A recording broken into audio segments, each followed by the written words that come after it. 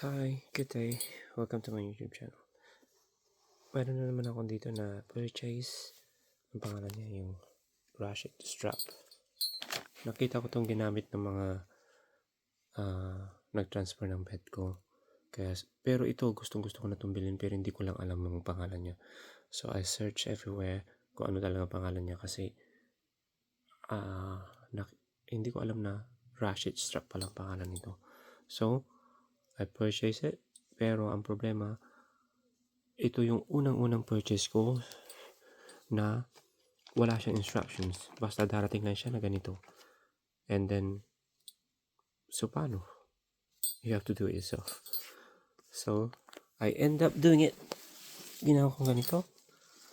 And, it's pretty messed up. So, I have to look in YouTube para makita ko kung paano siyang gawin. So, guys, yan kasi ang gusto kong gawin. I-fold ko siya para neat siyang i-tidy up. Okay? And gumamit ako ng different na tali or lubid pot. Every time na natatali ko siya, siyempre, pag hindi mahigpit yung tali mo, ano mangyayari sa kanya? Na-unfold siya tapos nasisira na naman. So, nakita ko tong ratchet strap but tinignan ko siya. I try to do it without looking kasi wala siya instructions. Ito nangyari.